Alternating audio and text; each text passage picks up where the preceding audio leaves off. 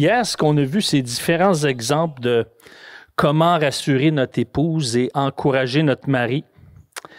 Et c'est une chose qu'on peut retenir, c'est qu'une femme a besoin qu'on connecte avec son vécu, avec son émotion. Et le défi, c'est de ne pas écouter ce qu'elle dit, et comprenez-moi bien, mais pas chaque mot qu'elle dit. C'est pas ça le défi, c'est pas de retenir chaque mot puis de tout mémoriser chaque mot. Le défi, c'est de chercher à comprendre ce qu'elle ressent. Imaginez si une femme chinoise venait vous voir. Moi, j'aurais de la difficulté parce que je parle toutes les langues. Je suis capable de comprendre toutes les langues sauf le chinois. Demandez-moi de parler de n'importe quelle langue au hasard comme ça. L'hongrois, c'est du chinois pour moi. Alors, blague à part, si une femme vous parlait en chinois, mais vous n'êtes pas capable de capter les mots, mais vous êtes capable de lire sur son visage puis sur son expression qu'est-ce qu'elle ressent, qu'est-ce qu'elle est en train de vous communiquer. Tu sais, si elle est paniquée, vous allez le voir. Si elle est en colère, vous allez le voir. Si elle dit « bien, vous allez comprendre qu'elle a du plaisir, voyez-vous? Alors, c'est ça le défi. Par exemple, c'est quoi l'émotion de cette femme-là? Pardon? Elle est triste. OK. Celle-là. Songeuse, ça peut être aussi concernée, mais songeuse, c'est très bon. Inquiète, nerveuse. OK. Exaspérée, oui.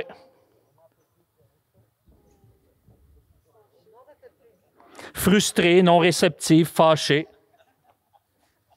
Joyeuse. Ah, ça, on aime ça, les hommes, quand notre femme est joyeuse. Hein? Voyez-vous, ça n'a pas pris de temps. Vous avez vu, vous avez capté l'émotion.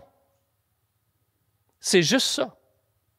Alors, j'ai donné plein d'exemples hier pour apprendre à faire des liens entre la réaction, les expressions, ce qu'elle nous apporte. Mais l'idée, c'est de lire ça. Puis quand on lit ça, on connecte l'essence du message qu'elle veut nous communiquer.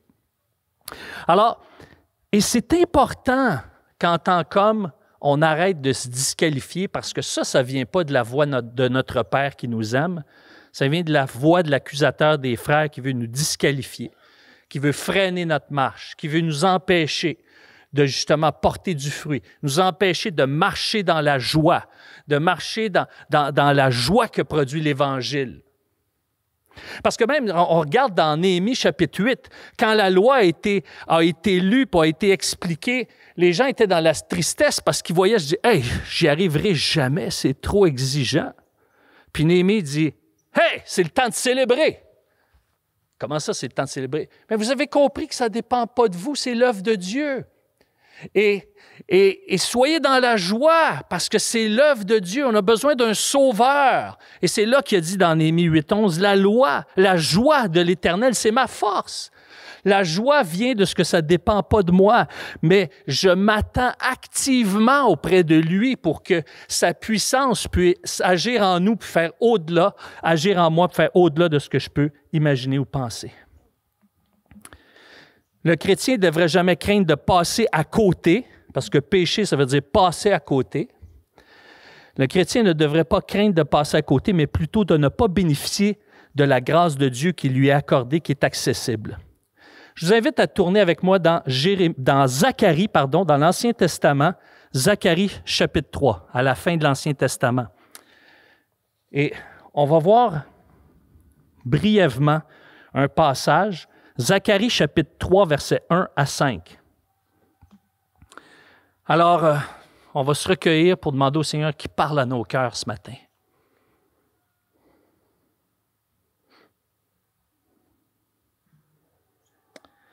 Seigneur, merci pour ta parole qui est la vérité. Merci pour l'Évangile qui produit une transformation dans nos vies. Merci pour le Saint-Esprit, cette puissance qui agit en nous et qui nous connecte avec toi pour être témoin de ton œuvre, témoin de ton amour, témoin de ce que tu tiens à nous, Seigneur.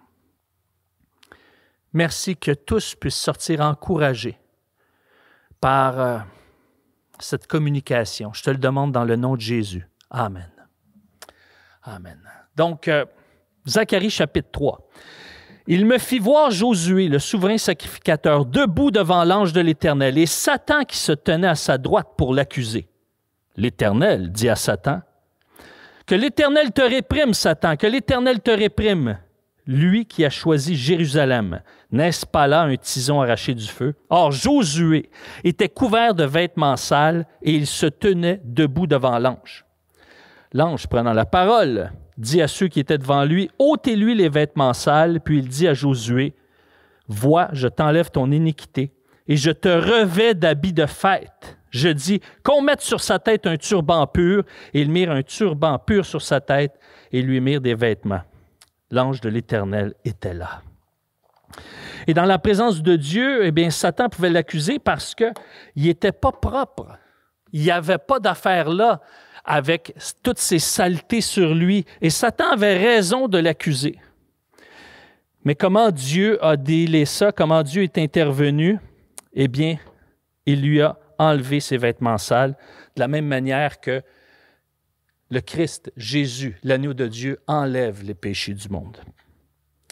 Et c'est là qu'il a pu se réjouir de ce que ça ne dépendait pas de ses fautes ou de sa saleté, mais ça dépendait de l'œuvre de Dieu. Et c'est ce que Dieu veut faire. Il veut faire une œuvre, il veut qu'on puisse bénéficier de l'Évangile pour pouvoir marcher en nouveauté de vie, pour pouvoir marcher dans cette nouvelle vie-là qui vient de lui et pour se réjouir qu'il peut faire, qu'il est capable de faire une œuvre dans nos vies. Écoutez, si le Seigneur a fait cette œuvre dans ma vie, il peut le faire dans la vôtre. Parce que savez-vous, c'était quoi le reproche qui blessait le plus Carole, ma première femme? Tu es un gars déconnecté de tes émotions, puis tu n'es pas capable de comprendre ce que je ressens. Écoutez, j'étais là, et quand elle est décédée, ça me disait, Seigneur, je ne sais pas comment je vais y arriver. On dirait que je suis incapable. Je disais, tu me demandes quelque chose, tu me demandes d'être connecté avec mes émotions, je ne suis même pas capable. Je ne sais même pas comment ça marche, comment ça se fait. Je ne sais même pas c'est quoi je ressens en ce moment. Oui, mais c'est quoi que tu ressens? Je ne sais pas. Moi, te sens-tu bien? Ben, plus là, tu sais, c'est comme... Parce que là, avant que tu me parles, je me sentais bien. Là, je peux juste dire, je me sens pas bien, mais je me sens pas bien comment? Plus ci, plus ça, je ne sais pas. J'étais bloqué, tellement que mon verset là, que je priais, là, c'était Psaume 142, 8. « Tire mon âme de sa prison afin que je célèbre ton nom. Les justes viendront m'entourer quand tu m'auras fait du bien. » Je sais que je suis captif, Seigneur, mais je ne sais pas comment sortir de cette prison-là. Il y a juste toi qui peux faire. Il y a juste toi qui peux briser ces liens. Il y a juste toi qui peux me décadenasser, Seigneur. Je peux rendre témoignage de ce qu'il a fait. Parce que quand je raconte ça à Nathalie, elle dit « Ça se peut pas. Ça se peut pas. » Mais tu ne m'as pas connu avant. C'est comme si, quand je lui parle de ça, c'est comme si j'y parlais d'un autre homme. C'est vrai, hein? Elle dit c'est vrai. Moi, je crois ma femme, là. Alors, fait que, tu sais, essayez pas par vous-même de mettre en pratique tout ce que vous avez entendu, vous avez vu cette semaine. Vous allez être découragés. Excusez. C'est l'œuvre de Dieu. Mais c'est là, au pied de la croix, qu'on demande au Seigneur de dire, fais-le, Seigneur. Moi, j'attends. Tu veux me bénir, tu veux me changer. Je suis là pour recevoir, Seigneur. La grâce de Dieu nous donne la provision de vivre selon Dieu. Ça ne repose pas sur moi, sur mes compétences, sur mes forces. Et c'est important qu'en toute chose, nos yeux soient sur la grâce de Dieu pour nous. Et ce qu'on va voir ensemble reflète la sagesse de Dieu qui nous dépasse parce que ses voies ne sont pas nos voies dans Isaïe 55. Elle est humainement inatteignable. C'est pour ça qu'il dit, c'est comme, essaye de toucher les nuages, là. C'est impossible. Autant que le ciel là, est loin de nous, eh bien, la voie de Dieu, elle est inatteignable. C'est pour ça qu'il nous a placés en Jésus-Christ. Et c'est pour ça qu'il nous dit dans Jacques 1,5, et dans le contexte, il parle de quelqu'un qui est en difficulté, qui vit un dilemme, qui vit un défi, qui lutte contre la tentation ou qui est dans une épreuve. Il va dire, lorsqu'on est dans l'épreuve, puis qu'on fait face à des obstacles, il nous dit dans Jacques 1,5, si l'un d'entre vous manque de la sagesse nécessaire, Jacques 1,5, qu'il la demande à Dieu et, quoi? Il la lui donnera, car à tous il distribue ses dons généreusement et en toute simplicité, sans adresser le moindre reproche. En d'autres mots, Dieu, quand on dit, hey, je ne sais pas comment y arriver, je ne sais pas comment faire, je ne sais pas comment on va s'en sortir, je ne sais pas par où commencer, je ne sais pas pantoute, mais je viens à toi. Et Dieu ne nous reproche pas en disant, ben il est à temps, ouais, tu ne l'as pas l'affaire, le gros. Fait que, non, c'est pas comme ça que Dieu parle. Il dit, non, moi j'attends juste que tu viennes à moi. Fais juste déposer à moi, déchargez-vous sur lui de tous vos soucis. Enlevez-vous cette charge-là. Et qu'est-ce qu'il dit, la promesse? Si moi, je fais ma part de me décharger sur lui de mes soucis, il dit qu'il va prendre soin de moi. Il prendra lui-même soin de nous. Tout ce que Dieu veut, c'est qu'on vienne à lui et qu'on demande. Puis il ne nous reprochera pas de ne pas être capable. C'est pour ça qu'il nous dit dans Hébreux 4, 14 à 16 de venir avec assurance. Il comprend notre crainte. Toujours dans le même passage, on le voit, il comprend notre incapacité. Et, savez-vous quoi? La loi voulait faire de nous des chiens et la grâce des chats. C'est-tu pas beau, ça? OK, je vais vous expliquer. Il y a une raison pour ça. À un moment donné, quand j'étais en secondaire 1, M. Claude Maheu, notre prof de biologie, avait raconté une histoire. C'est un scientifique, Claude Maheu. C'est un prof de bio. Et il a répondu à la question, lequel des deux est le plus intelligent, le chien ou le chat? Il nous avait démontré que scientifiquement, un des deux animaux, devrais-je dire, est plus intelligent que l'autre. Comment est-ce qu'ils ont fait pour savoir ça? Eh bien, ils ont mis un genre de gros plexiglas entre le chien et un bol de nourriture appétissant ou un bol de nourriture appétissante. Ce n'est pas le bol qui est appétissant, c'est la nourriture. Alors, et là, le chien gratte, le chien essaye par tous ses moyens, ses pattes, ses crocs, pour essayer de détruire ce mur de plexiglas, ce mur transparent. Il jappe, il tourne en rond, il se couche, il arrête là. Le chat fait la même chose. Mais il longe le mur,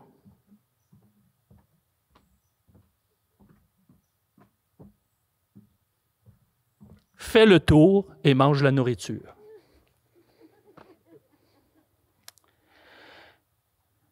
Alors,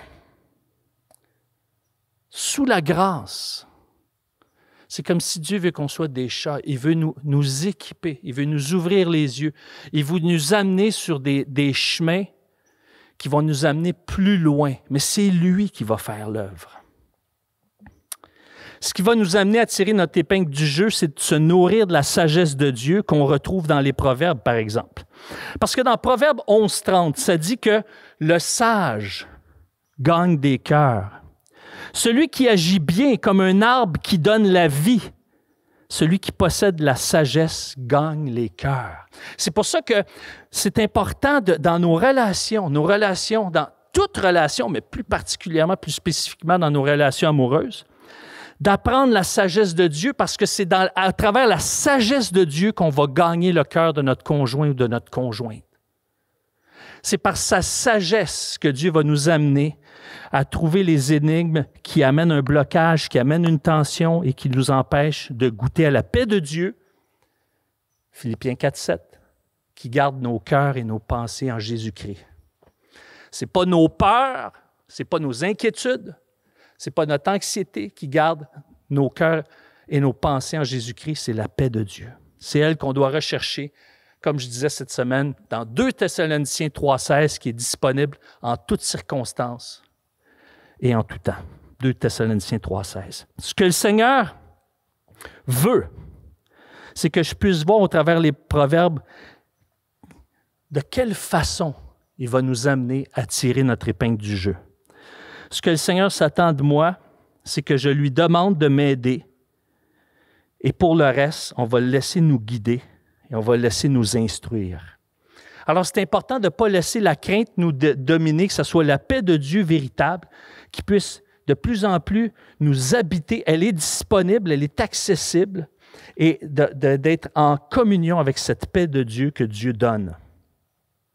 Et c'est pour ça que notre responsabilité à nous, c'est de l'écouter et de laisser sa parole percer nos cœurs et délier nos craintes et nos blocages.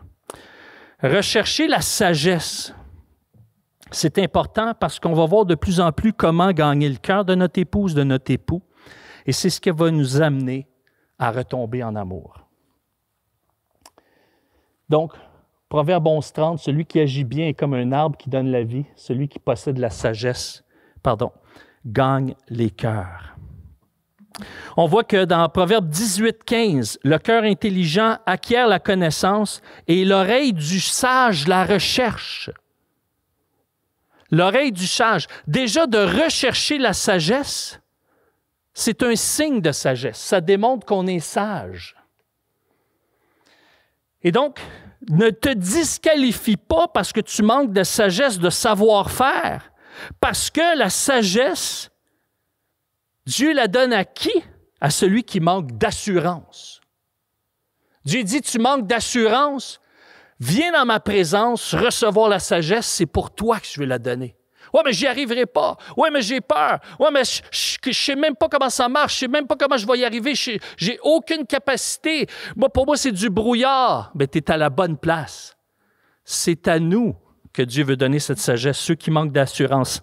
La sagesse, c'est bâti une maison. Elle a sculpté ses 7 colonnes. Elle a envoyé ses jeunes filles avec ses invitations. Elle appelle des hauteurs de la ville. Quiconque manque d'assurance, qu'il rentre ici.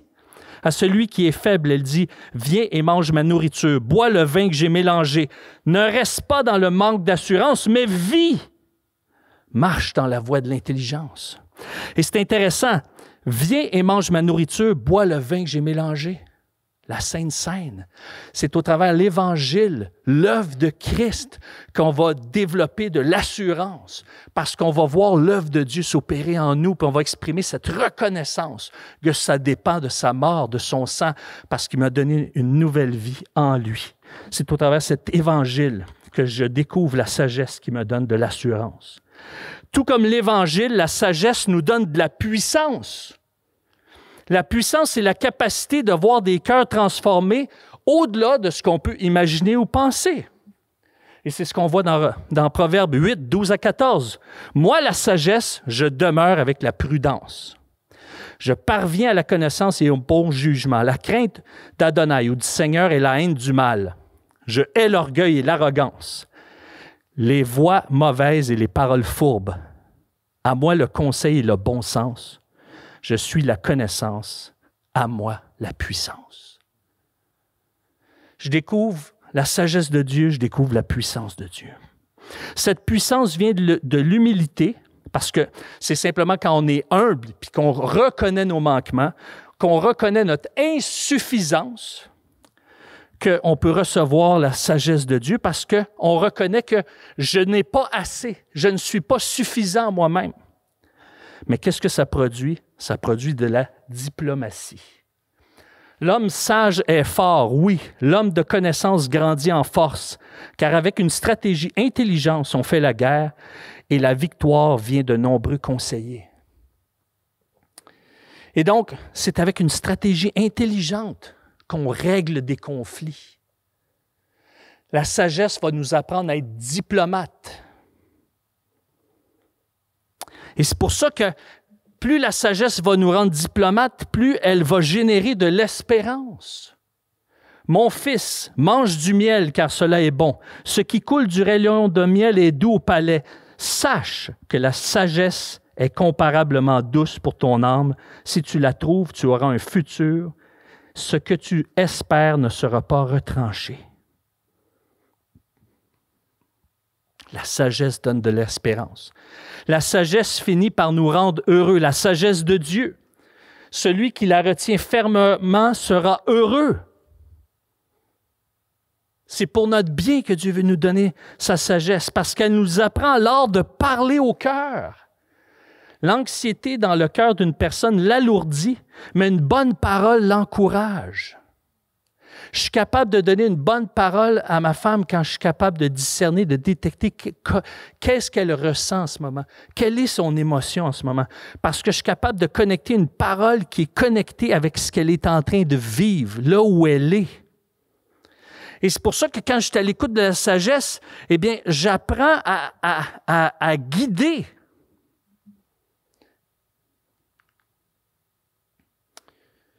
Le juste, Proverbe 12, 26, le juste guide correctement la voie de son ami, mais la voie des méchants les égarera. Je vais le répéter parce qu'il n'est pas à l'écran. Proverbe 12, 26, le juste guide correctement la voie de son ami, mais la voie des méchants les égarera. Donc, on apprend à guider, on apprend à justement voir ce qui est en train de se passer, comprendre ce qui est en train de se passer, de se vivre. Et c'est là qu'on peut être un soutien, un vis-à-vis qui est connecté avec la réalité. Et c'est ça et c'est la sagesse qui nous amène à comprendre notre épouse, comprendre ce qui se vit, discerner ce qui se passe. Proverbe 18, 2, ça dit « Un sot ne prend aucun plaisir à essayer de comprendre. Il veut simplement exprimer son opinion. » Moi, je ne veux pas comprendre ce que tu vis, moi, je veux dire ce que j'ai à dire. Mais ça, c'est un sot, un insensé qui agit comme ça. Mais celui que Dieu a façonné, celui que Dieu a travaillé le cœur, qui l'a amené à devenir humble par sa force, par son intervention, il va chercher à comprendre ce que l'autre vit. Proverbe 1,6, ces proverbes sont destinés. Alors, et c'est l'introduction du livre des Proverbes, des 31 chapitres. Je suis content, mon frère, que tu aies trouvé le 31e chapitre. Ben, aujourd'hui, avez-vous remarqué, on n'a pas mangé ni saucisse ni bacon. Fait que... Alors, ces proverbes sont destinés, Proverbe 1,6, pour ceux qui écoutent en différé, je suis désolé, c'est interne, il fallait être ici pour comprendre ce qui se passe, mais c'est pas grave, on continue. Proverbe 1,6, ces proverbes sont destinés à faire comprendre les maximes et les paroles et à pénétrer les propos des sages et leurs paroles énigmatiques. Voyez-vous que Dieu veut nous amener à comprendre ce qui nous dépasse, ce qui nous bloque, ce qu'on n'est pas capable de connecter. Dieu veut nous instruire par les proverbes pour nous amener là, justement, pour, en d'autres mots, si je le paraphrase, la sagesse de Dieu veut nous amener à dénouer des impasses. La sagesse de Dieu nous amène à décoder le besoin. Les lèvres des justes savent ce qui est désiré, mais la bouche des méchants connaît la fausseté. On découvre, c'est ça que tu recherches, c'est ça que tu désires, c'est ça à quoi tu aspires, c'est ça que tu souhaiterais que le Seigneur fasse en ce moment. Et ça nous amène, pourquoi? Parce que pour être attentif à la sagesse, eh bien, au chapitre 1, dans les premiers versets, autour du verset 5, ça nous dit que le sage écoute et il augmentera son savoir. La sagesse, elle nous amène à décoder le besoin. Et une fois qu'on décode le besoin, eh bien, ça nous amène à être sage. De quelle façon? À être sage pour apaiser. Le sage procure la paix, un apaisement. Un sot donne le libre cours à tous ses sentiments, mais le sage les apaise, pensant à ce qui suivra. Dieu veut nous donner la sagesse, non pas pour alimenter une dispute, mais justement apaiser. Ça veut dire quoi apaiser? Apporter la paix. Proverbe 12, 20 nous dit que justement, et cette paix-là souvent, elles nous échappent. Et c'est pour ça que j'ai mis des passages qui ne sont pas dans les proverbes. J'ai fait comme une petite voie de détour. Tu sais, des fois, quand on est sur la route, puis là, c'est construction, on prend une petite voie de détour, puis on va revenir sur l'autoroute des proverbes. Pourquoi? Parce que ça illustre très bien notre réalité de couple à certains moments. Jérémie 8,15 dit « Nous espérions la paix, et il n'arrive rien d'heureux. Un temps de guérison, et voici la terreur. » Tu sais, quand on se marie, on dit souvent dans le mariage, c'est le plus beau jour de notre vie. Il faut faire attention quand on dit ça, ça veut dire que les autres vont être moins beaux. C'est un grand jour, oui, c'est un beau jour. Puis là, quand on se marie, les vœux, je vais être avec toi dans les beaux et dans les mauvais jours. Comme s'il n'y en aurait jamais, il n'y en aura jamais des mauvais jours.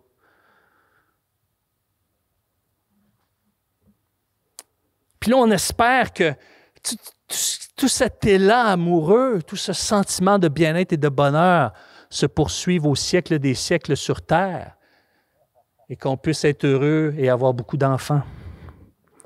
Et là, on arrive, on dit, hey, on espérait la paix, mais il n'arrive rien d'heureux. Jérémie 14,19, « As-tu donc rejeté Juda, et ton âme a-t-elle pris Sion en horreur? » Eh bien, le prophète parle à Dieu, évidemment. « Pourquoi nous frappes-tu sans qu'il y ait pour nous de guérison? Nous espérions la paix, et il n'arrive rien d'heureux, un temps de guérison. Et voici la terreur. » Voyez-vous, il revient 6 chapitres plus loin avec cette même notion. Encore une fois dans Jérémie, lâche pas le morceau. 33,6, Jérémie 33,6. « Voici, je lui donnerai la guérison et la santé, je les guérirai, et je leur ouvrirai une source abondante de paix et de fidélité. » Des fois, on a l'impression que la paix ne viendra jamais. Et qu'est-ce que Dieu attend juste que je viens à toi parce qu'elle n'est pas là, la paix, je l'attends et elle n'est pas venue. Dieu rassure son prophète. Il va la donner, la paix. Malachie 4,2. « Mais pour vous qui craignez mon nom, se lèvera le soleil de la justice et la guérison sera sous ses ailes, et vous sortirez et vous sauterez comme les veaux d'une étable. » J'ai demandé à un moment donné à un éleveur, quand j'étais au Saguenay, il y avait un éleveur qui était parmi nous. Il élevait des vaches, puis il faisait du foin. Puis je dis, ça veut dire quoi ça? Tu sais, pour moi, vous sauterez comme les veaux d'une étable. Tu sais. Pour moi, avoir un veau sauter, c'est pas élégant. Il dit, ce qui arrive, Éric, là, c'est que quand là, les veaux ont été enfermés dans l'étable, puis là, on rouvre les portes, puis voit la lumière du jour, ça se met à sauter comme des fous. Ils sont joyeux. On sort dehors, on est libre, on n'est plus enfermé, on n'est plus barricadé. C'est comme pour eux autres, c'est la vie. Puis ce que le Seigneur est en train de dire, c'est quand la guérison va venir, là, vous allez sauter de joie. Espérez à ce que la paix de Dieu opère sa délivrance au travers de la sagesse qu'il veut nous donner. Parce que la sagesse de Dieu allonge, agrandit notre paix. Mon fils, Proverbe 3, 1 et 2. Proverbe 3, 1 et 2. N'oublie pas mes enseignements, garde mes commandements dans ton cœur, car ils ajouteront une longueur de jours et des années de vie et de paix. Laisse la sagesse de Dieu t'enseigner et ta paix va augmenter. Dieu veut utiliser notre langue pour apaiser. Parce qu'une langue apaisante, Proverbe 15,4 dit, est un arbre de vie, mais lorsqu'elle tord les choses, elle brise l'esprit. Alors Dieu ne veut pas qu'on apprenne à briser l'esprit de notre conjoint, de notre conjointe, à lui faire du mal, à se venger, à lui dire « tu m'as blessé, je vais te blesser », mais au contraire, à être un artisan de paix. Et c'est pour ça que la sagesse nous amène à calmer la fureur. Les moqueurs peuvent enflammer une ville. Il suffit d'une petite parole bien piquée. Puis ça part une chicane, ça amène une fureur. Mais les sages peuvent calmer la fureur. La sagesse, c'est là qu'elle va nous amener. Et cette sagesse-là vient de Dieu. Ce n'est pas la nôtre, c'est celle de Dieu. C'est elle qu'on est appelé à rechercher. Hé, Seigneur, comment tu vas nous en sortir de celle-là? Moi, c'est arrivé des fois, je ne comprenais pas ce qui se passait, on se chicane, puis je disais, hey, Seigneur, ça me dépasse. Là. Puis là, je priais, je disais, hey, Seigneur. Puis là, à un moment donné, pif, c'est la parole qui adoucit, qui apaise.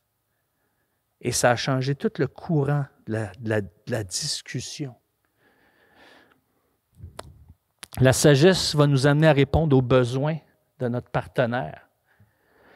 Ne retiens pas le bien à quelqu'un qui a droit lorsque dans tes mains, tu as le pouvoir de le faire.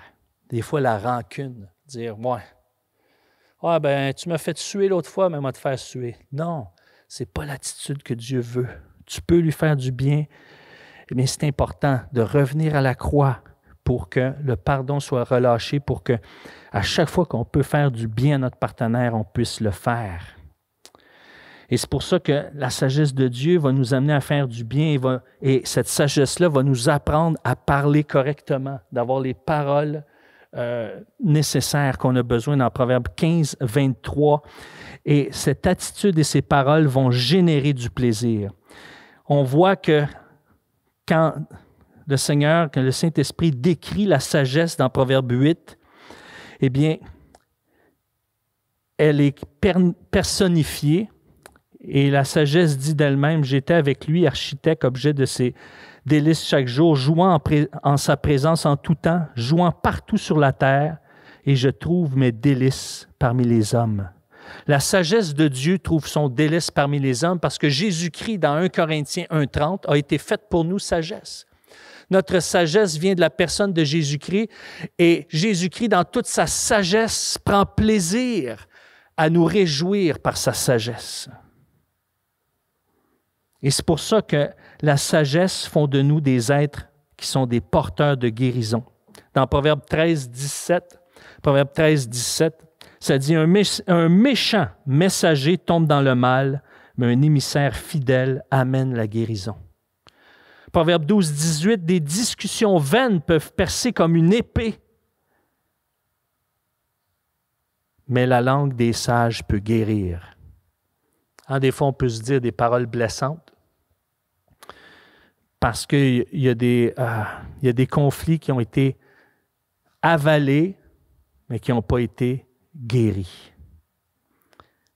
Mais lorsque le Seigneur fait une œuvre dans nos cœurs, libère le pardon, et qu'on se laisse instruire par la sagesse, on peut apporter des paroles de guérison. Et c'est pour ça que c'est important de prendre le temps d'écouter, parce que des fois, si on parle trop, on peut causer plus de tort. Proverbe 29, 20, ça dit « Vois-tu quelqu'un qui soit trop prompt à parler? Il y a plus d'espoir pour un sot que pour lui. » Et là, on va voir des bénéfices de la sagesse, des résultats de la sagesse. Proverbe 4, 8. « Chéris-la et elle t'élèvera, embrasse-la et elle t'amènera la gloire. » Dieu va se glorifier dans nos vies au travers de sa sagesse et on va être porteur de cette gloire-là, de la gloire de Dieu. Et dans 1 Corinthiens 2, 7, c'est dit que Dieu nous a donné sa sagesse pour notre gloire.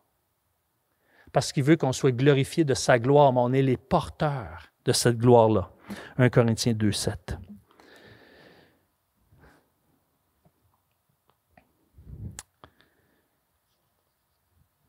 L'objectif n'est pas de gagner une dispute, mais gagner le cœur. Dans Proverbe 12, 19, ça dit « Des paroles vraies tiendront pour toujours, un discours mensonger pour un instant. » C'est pour ça que ce n'est pas une œuvre qui est à court terme, mais c'est du long terme. Et ce qu'on veut, c'est voir nos femmes heureuses. Parce qu'un cœur content rend le visage joyeux, mais le chagrin brise l'esprit. Proverbe 15, 13. On veut voir nos femmes heureuses. Et comment? Par la sagesse.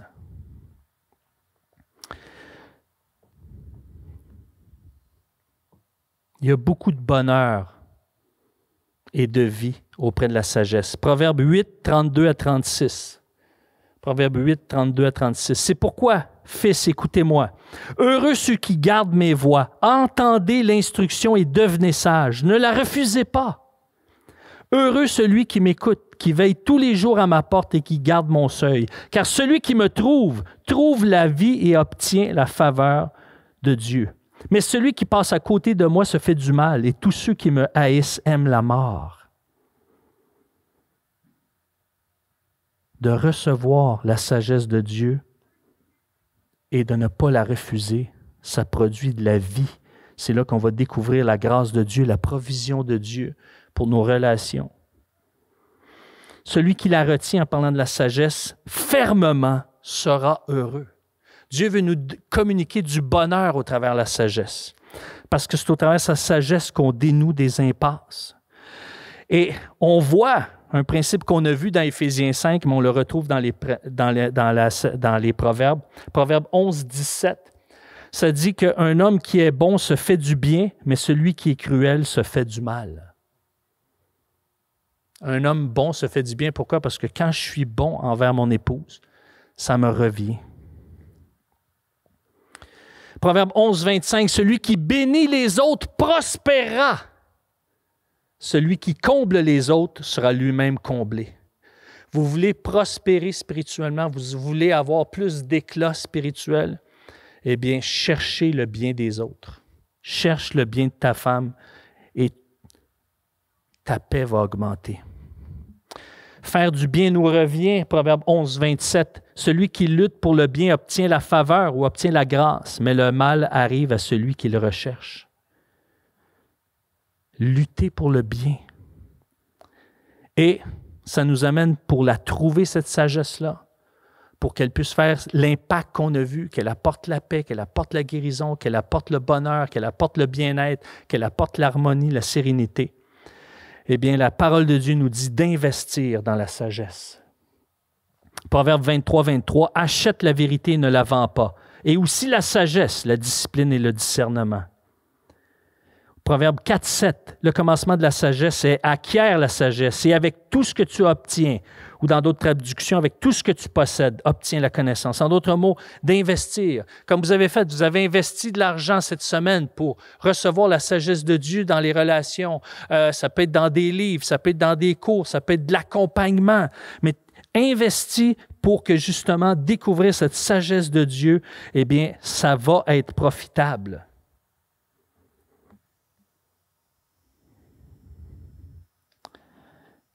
Et une autre façon de devenir sage, c'est en s'entourant de gens sages. Non pas pour faire partie de leur clique, ça c'est de l'orgueil, mais de s'entourer des gens sages pour apprendre d'eux. Proverbe 13, 20, ça dit « Celui qui marche avec les sages deviendra sage, mais le compagnon des sots souffrira. » Alors, la sagesse va nous amener à avoir de la diplomatie. Les sages cachent leur connaissance, mais lorsqu'un sot parle, la ruine est imminente. En d'autres mots, il y a un temps pour se taire, puis il y a un temps pour, même si on sait c'est quoi la réponse, de ne pas la dire. C'est de la sagesse. Parce qu'on l'a vu aussi cette semaine. Une parole dite à propos, c'est ça qui a de l'impact. Ce n'est pas de faire étalage de notre connaissance. C'est de savoir quand parler, parce que c'est là que ça fait de l'impact. Et c'est pour ça que il y a des gens, par exemple, ça peut être même dans le milieu de travail, qui vont polluer l'atmosphère. Pourquoi? Parce qu'ils ne savent pas parler au bon moment, au bon endroit et dans les bonnes circonstances. Et un des bienfaits que la sagesse va apporter, c'est qu'elle va contribuer à ta renommée. Proverbe 12, 8, c'est dit « Une personne obtient la louange en gardant son bon sens, mais celui qui a des pensées tordues est traité avec mépris. » Et c'est pour ça que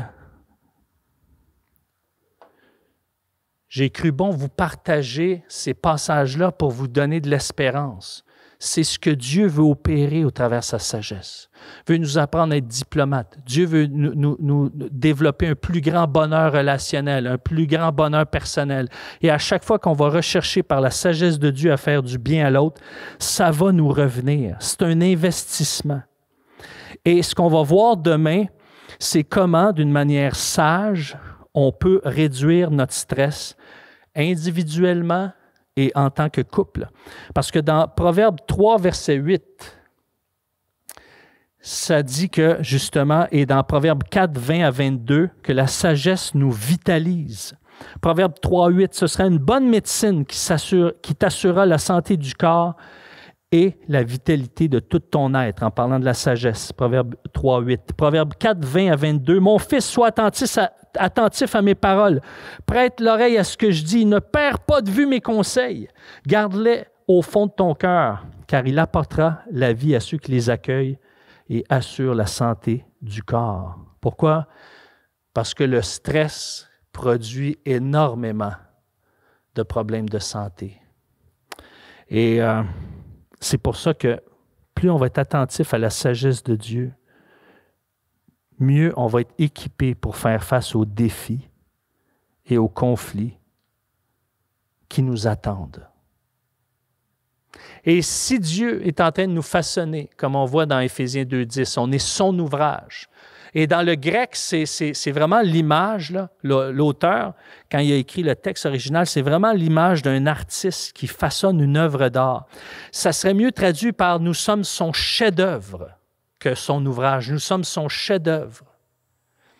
Et il utilise sa sagesse pour nous façonner et pour nous équiper à développer cette diplomatie relationnelle, cette intelligence relationnelle pour prendre soin l'un de l'autre et devenir une inspiration. Et cette inspiration, ma prière, c'est que ça puisse amener des gens à désirer cette sagesse qui vient de Dieu, qui ne vient pas de nous, mais qui contribue à notre renommée. Parce que les gens autour de nous vont voir qu'on est ses disciples par l'amour qu'on a les uns pour les autres. Et ça commence dans notre relation de couple. Nos enfants le voient, le sentent. Les gens autour de nous, même si on a un sourire, le sentent, de la façon qu'on se parle, la façon qu'on communique, la façon qu'on se sert, la façon qu'on réplique. Est-ce qu'il y a de la vengeance? Est-ce qu'il y a de la rancœur? Et moi, ce que j'apprends, ce que j'ai appris une chose, et j'ai eu le privilège de recommencer à zéro et dès le départ, commencer sur des bonnes bases. Moi, j'avais un problème, c'est que j'accumulais puis j'éclatais. J'avalais, puis à un moment donné, je pétais les plombs. Et j'ai appris au fur et à mesure, d'une manière douce et patiente, d'exprimer mon malaise, d'exprimer mon inconfort, parler au jeu. Je ne suis pas à l'aise dans ce genre de conversation-là. Je ne suis pas à l'aise de la tournure de la discussion. Je ne suis pas confortable là-dedans.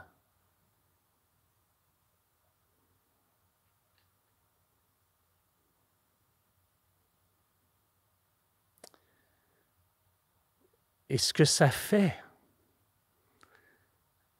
que moins que d'éléments accumulés, ça fait que lors d'une prochaine tension, la tension est tout simplement un conflit de perception et non pas une guerre pour se venger et se faire mal l'un et l'autre. Ça prend toute une autre tournure. Ça dure beaucoup moins longtemps. Puis ça nous amène à beaucoup moins coucher sur le divan. Parce que la connexion physique est simplement le reflet de la connexion émotionnelle qu'on vit. C'est une continuité. C'est le miroir, c'est l'effet. Tu sais, quand on regarde un thermomètre, c'est simplement le reflet de la température. Et notre connexion amoureuse, physique, intime, est un reflet, parmi plusieurs, ce n'est pas le seul, mais c'en est un, est un reflet de l'harmonie, de l'unité, du désir qu'on a l'un pour l'autre. Et c'est pour ça que ce qui est beau dans ce message que Dieu veut nous donner sa sagesse. Puis si on en manque, d'aller lui demander. Puis si on se sent incompétent, si on manque d'assurance, si on sent qu'on n'y arrivera pas, bien le Seigneur a dit, bien c'est justement, c'est à toi que je veux donner cette sagesse-là. Rentre, viens dans ma présence, viens la chercher. Achète-la, en d'autres mots, investis pour la trouver, cherche, frappe à ma porte, prie, lis, consulte, demande conseil pour trouver cette sagesse. Et quand elle va se déployer, eh bien, tu vas vivre une plus grande paix, un plus grand bonheur, et tu vas davantage chercher le bien des autres parce que ça va augmenter ta renommée. C'est pas merveilleux, ça? L'œuvre dépend de Dieu. Dieu est là, il attend juste qu'on vienne frapper à sa porte pour nous ouvrir et nous donner, parce qu'il nous aime. Et il nous a donné, 1 Corinthiens 2,7, il veut nous donner et a prévu nous donner sa sagesse pour notre gloire, pour qu'on puisse être les porteurs de la sagesse de Dieu. Et nous, quand la sagesse de Dieu va se déployer au travers de nous, on va dire, c'est peut-être glorieux à tes yeux, mais moi je sais d'où elle vient, parce qu'elle ne vient pas de moi.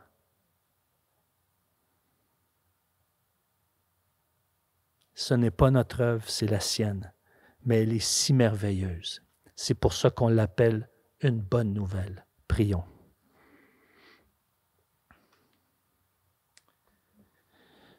Je suis conscient, Seigneur, qu'il y a beaucoup, mais Seigneur, tu as beaucoup à donner. Et merci que tu nous rappelles que, oui, il y a de la pluie qui tombe, qui vient justement arroser le cœur, la terre, mais aussi de la neige. Cette neige va fondre à un moment donné, va devenir liquide et va nourrir le sol plus tard, dans 3, 4, 6 mois.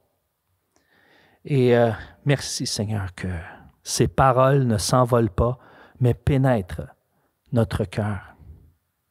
Merci parce que tu veux notre bien. Tu veux notre bonheur.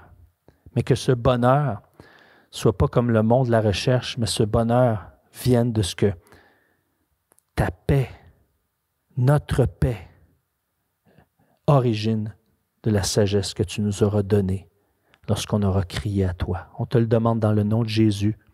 Amen.